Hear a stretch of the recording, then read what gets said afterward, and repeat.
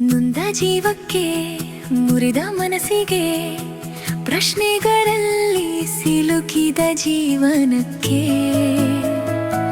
ಬೆಳಕಿಗಾಗಿ ಅಲೆಯುವ ಹೃದಯಕ್ಕೆ ಸತ್ಯವೇದದಿಂದ ಹೃದಯಕ್ಕೆ ಒಂದು ಮಾತು. ಆತ್ಮೀಯರೇ, ಮತ್ತೊಮ್ಮೆ ಹೃದಯಕ್ಕೊಂದು ಮಾತು ಕಾರ್ಯಕ್ರಮಕ್ಕೆ ಸ್ವಾಗತ. ಪ್ರಿಯರೇ, ಇಂದು ನಾವು ನೋಡ್ಲಿಕ್ಕಿರುವಂಥದ್ದು ಆದಿಕಾಂಡ 35ನೇ ಅಧ್ಯಾಯ ವಚನಗಳು 1ರಿಂದ 15. ನಿನ್ನೆ ನಾವು ನೋವು ಮತ್ತು ಗೊಂದಲದಿಂದ ತುಂಬಿದ ಒಂದು ಕಥೆಯನ್ನ ನೋಡಿದ್ವಿ. ಪಾಪವು ಹೇಗೆ ಜೀವನವನ್ನ ಕೆಡಿಸಬಹುದು ಎನ್ನುವಂತ ಒಂದು ಪಾಠವನ್ನ ಕಲಿತ್ವಿ. ಆದರೆ ಇಂದು ನಾವು ನೋಡುತ್ತಾ ಇರುವಂಥದ್ದು ಅದಕ್ಕೆ ವಿರುದ್ಧವಾದ ಒಂದು ಸುಂದರವಾದ ಸತ್ಯ. ದೇವರು ಇನ್ನೂ ಕರೆಯುತ್ತಾ ಇದ್ದಾರೆ ಎನ್ನುವಂತ ಒಂದು ಸತ್ಯವಾದ ಮಾತು. ಅಂದರೆ ದೇವರು ಇನ್ನೂ ಅವಕಾಶ ಕೊಡುತ್ತಾ ಇದ್ದಾರೆ ಎನ್ನುವಂತ ಸತ್ಯವಾದಂತ ಮಾತನ್ನ ನಾವು ನೋಡುತ್ತಾ ಇದ್ದೇವೆ. ಈ ಪರಿಸ್ಥಿತಿಯ ಮಧ್ಯದಲ್ಲಿ ದೇವರು ಯಾಕೋಬನಿಗೆ ಮಾತನಾಡುತ್ತಾರೆ. ಪ್ರಿಯರೇ, ದೇವರು ಹೇಳುತ್ತಾರೆ, ಬೆತೆಲ್ ಎನ್ನುವಂತ ಊರಿಗೆ ಹೋಗು ಮತ್ತು ಅಲ್ಲಿ ನನಗೆ ವೇದಿಯನ್ನ ಕಟ್ಟಿಸು ಎಂಬುದಾಗಿ. ಇದು ಕೇವಲ ಒಂದು ಸ್ಥಳಕ್ಕೆ ಹೋಗು ಎನ್ನುವಂತ ಒಂದು ಆಜ್ಞೆ ಅಲ್ಲ ಪ್ರಿಯರೇ, ಇದು ಒಂದು ಆಹ್ವಾನ ಆಗಿದೆ. ಅಂದರೆ ದೇವರೊಂದಿಗೆ ಇದ್ದ ಮೊದಲ ಅನುಭವಕ್ಕೆ ಹಿಂತಿರುಗು ಎನ್ನುವಂತ ಒಂದು ಕರೆ. ಯಾಕೋಬ ಈ ಕರೆಯನ್ನ ಗಂಭೀರವಾಗಿ ತೆಗೆದುಕೊಳ್ಳುತ್ತಾನೆ.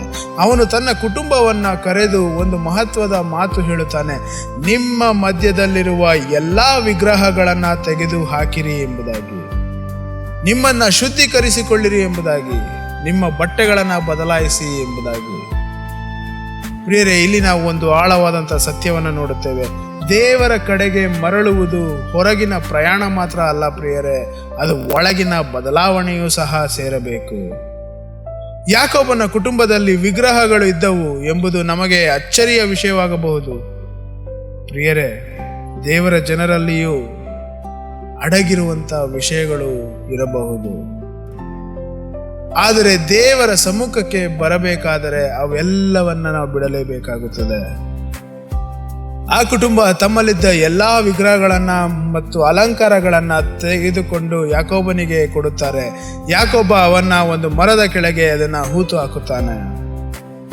ಇದು ಕೇವಲ ಒಂದು ಕ್ರಿಯೆ ಅಲ್ಲ ಪ್ರಿಯರೇ, ಇದು ಒಂದು ನಿರ್ಧಾರವನ್ನ ತೋರಿಸುವಂತ ಮಾತು. ಅಂದರೆ ಹಳೆಯ ಜೀವನವನ್ನ ನಾನು ಬಿಟ್ಟು ಬಿಡುವೆ ಎನ್ನುವಂತ ಒಂದು ನಿರ್ಧಾರವನ್ನ ತೋರಿಸುವಂತ ಮಾತು. ಅವರು ಪ್ರಯಾಣವನ್ನ ಮುಂದುವರಿಸುತ್ತಾರೆ. ಈ ಬಾರಿ ಪರಿಸ್ಥಿತಿ ಬೇರೆ ರೀತಿಯಲ್ಲಿ ನಡೆಯುತ್ತದೆ. ಸುತ್ತಮುತ್ತಲಿನ ಜನರು ಅವರನ್ನ ಹಿಂಬಾಲಿಸುವುದಿಲ್ಲ. ಪಾಠವು ಹೇಳುತ್ತದೆ, ದೇವರ ಭಯ ಆ ನಗರಗಳ ಮೇಲೆ ಬಂತು ಎಂಬುದಾಗಿ. ಇಲ್ಲಿ ನಾವು ಒಂದು ಸ್ಪಷ್ಟವಾದಂತಹ ಸತ್ಯವನ್ನ ನೋಡುತ್ತೇವೆ. ನಾವು ದೇವರ ಕಡೆಗೆ ಮರಳಿದಾಗ ದೇವರು ನಮ್ಮನ್ನ ರಕ್ಷಿಸುತ್ತಾರೆ. ಅವರು ಬೆತೆಲ್ಗೆ ತಲುಪುತ್ತಾರೆ. ಅದೇ ಸ್ಥಳ ಯಾಕೋಬ ಹಿಂದೆ ಕನಸಿನಲ್ಲಿ ದೇವರನ್ನ ಕಂಡುಕೊಂಡಂತ ಸ್ಥಳ.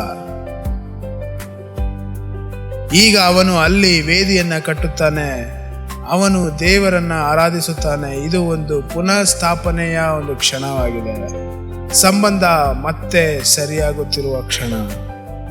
ಅಲ್ಲಿ ದೇವರು ಮತ್ತೆ ಯಾಕೋಬನಿಗೆ ಕಾಣಿಸಿಕೊಂಡು ಈ ರೀತಿ ಹೇಳುತ್ತಾರೆ, ನಿನ್ನ ಹೆಸರು ಇನ್ನು ಮುಂದೆ ಯಾಕೋಬ ಅಲ್ಲ, ನಿನ್ನ ಹೆಸರು ಇಸ್ರಾಯೇಲ್ ಎಂಬುದಾಗಿ. ಇದು ನಾವು ಗಮನಿಸುವುದಾದ್ರೆ ಇದು ಈಗಾಗಲೇ ಬಂದಂತ, ಅಂದ್ರೆ ಇದು ಹೊಸ ವಿಷಯವಲ್ಲ ಪ್ರಿಯರೇ. ದೇವರು ಈಗಾಗಲೇ ಈ ಹೆಸರನ್ನ ಕೊಟ್ಟಿದ್ದಾರೆ. ಆದರೆ ಇಲ್ಲಿ ಮತ್ತೆ ನೆನಪು ಮಾಡುತ್ತಾ ಇದ್ದಾರೆ. ಯಾಕೆಂದರೆ ದೇವರು ನಮ್ಮ ಗುರುತನ್ನ ಮತ್ತೆ ಮತ್ತೆ ನೆನಪಿಸುತ್ತಾರೆ. ನಾವು ಯಾರು ಎಂಬುದನ್ನ ಮರೆಯಬಾರದು ಪ್ರಿಯರೇ. ದೇವರು ತನ್ನ ವಾಗ್ದಾನವನ್ನ ಮತ್ತೆ ಹೇಳುತ್ತಾರೆ, ನಿನಗೆ ಸಂತಾನವಾಗುತ್ತದೆ, ಜನಾಂಗಗಳು ನಿನ್ನಿಂದ ಬರುತ್ತವೆ, ನಾನು ನಿನಗೆ ಕೊಡುವ ಭೂಮಿ ನಿನ್ನದು. ಇಲ್ಲಿ ಒಂದು ಮುಖ್ಯವಾದಂಥ ಸತ್ಯ ಅಡಗಿದೆ ಪ್ರಿಯರೇ. ದೇವರು ತನ್ನ ವಾಗ್ದಾನವನ್ನ ಮರೆಯುವುದಿಲ್ಲ. ನಮ್ಮ ಜೀವನದಲ್ಲೂ ಗೊಂದಲ ಇರಬಹುದು, ಆದರೆ ಅದರ ಮಧ್ಯದಲ್ಲೂ ದೇವರ ಯೋಜನೆ ಸ್ಥಿರವಾಗಿರುತ್ತದೆ. ಯಾಕೋಬ ಅಲ್ಲಿ ಒಂದು ಕಲ್ಲಿನ ಸ್ತಂಭವನ್ನ ನಿಲ್ಲಿಸುತ್ತಾನೆ. ಅದರ ಮೇಲೆ ಪಾನೀಯ ಅರ್ಪಣೆ ಮತ್ತು ಎಣ್ಣೆಯನ್ನ ಸುರಿಸುತ್ತಾನೆ. ಇದು ಕೇವಲ ಒಂದು ವಿಧಿ ಅಲ್ಲ ಪ್ರಿಯರೇ, ಇದು ಕೃತಜ್ಞತೆಯ ಸೂಚನೆ. ಅಂದರೆ ದೇವರು ತನ್ನ ಜೀವನದಲ್ಲಿ ಮಾಡಿದಂಥ ಕೆಲಸಕ್ಕೆ ಒಂದು ಪ್ರತಿಕ್ರಿಯೆಯನ್ನು ತೋರಿಸುತ್ತಾ ಇರುವಂಥದ್ದು. ಪ್ರಿಯರೇ, ಈ ಕತೆ ನಮಗೆ ಒಂದು ಸರಳವಾದ ಸತ್ಯವನ್ನು ಹೇಳಬಹುದು, ಆದರೆ ಅದು ತುಂಬ ಶಕ್ತಿಶಾಲಿಯಾಗಿರುವಂಥ ಸತ್ಯವಾಗಿದೆ. ದೇವರು ಯಾವಾಗಲೂ ಮರಳುವ ಅವಕಾಶ ಕೊಡುತ್ತಾರೆ, ಆದರೆ ಪುನಃಸ್ಥಾಪನೆ ಆಗಬೇಕಾದರೆ ಶುದ್ಧೀಕರಣ ಅನ್ನುವಂಥದ್ದು ಅಗತ್ಯವಾದಂಥ ಒಂದು ಸಂಗತಿ. ನಾವು ಅಡಗಿಸಿಕೊಂಡಿರುವ ವಿಷಯಗಳನ್ನು ಬಿಡಬೇಕು. ಹಾಗಾದರೆ ಇಂದಿನ ವಾಗ್ದಾನ, ನಾವು ದೇವರ ಕಡೆಗೆ ಮರಳಿದರೆ ದೇವರು ನಮ್ಮನ್ನು ಸ್ವೀಕರಿಸುತ್ತಾರೆ, ನಮ್ಮನ್ನು ಪುನಃಸ್ಥಾಪಿಸುತ್ತಾರೆ. ಹಾಗಾದರೆ ನಾವು ಕೈಗೊಳ್ಳಬೇಕಾಗಿರುವಂಥ ಆಜ್ಞೆ, ನಮ್ಮ ಜೀವನವನ್ನು ಪರಿಶೀಲಿಸಿ ಅಡಗಿಕೊಂಡಿರುವಂಥ ವಿಷಯಗಳನ್ನು ಬಿಟ್ಟು ದೇವರನ್ನು ಮೊದಲ ಸ್ಥಾನದಲ್ಲಿ ಇಡಬೇಕು. ಹೊಸ ಆರಂಭವನ್ನು ಮಾಡಬೇಕು ಪ್ರಿಯರೇ.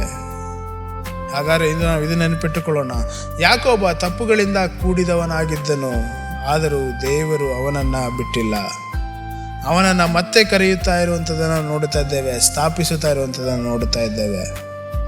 ಹಾಗಾದರೆ ಇಂದು ನಾವು ದೇವರ ಕಡೆಗೆ ಮರಳುತ್ತಿದ್ದೇವಾ ಅಥವಾ ಇನ್ನೂ ದೂರದಲ್ಲಿಯೇ ಇದ್ದೇವಾ? ಪ್ರಿಯರೇ, ಹಾಗಾದರೆ ದೇವರು ಇನ್ನೂ ಕರೆಯುತ್ತಾ ಇದ್ದಾರೆ. ಮತ್ತೆ ಮುಂದಿನ ಸಂಚಿಕೆಯಲ್ಲಿ ಭೇಟಿಯಾಗೋಣ. ಅಲ್ಲಿಯವರೆಗೂ ದೇವರನ್ನು ಹುಡುಕುವಂಥ ಹೃದಯ ನಮ್ಮದಾಗಿರಲಿ. ಆಮೇನ್. ನೊಂದ ಜೀವಕ್ಕೆ, ಮುರಿದ ಮನಸ್ಸಿಗೆ ಬೆಳಕನ್ನು ಹುಡುಕುವ ಹೃದಯಕ್ಕೆ ಸತ್ಯವೇದದಿಂದ ಹೃದಯಕ್ಕೆ ಒಂದು ಮಾತು, ಹೃದಯ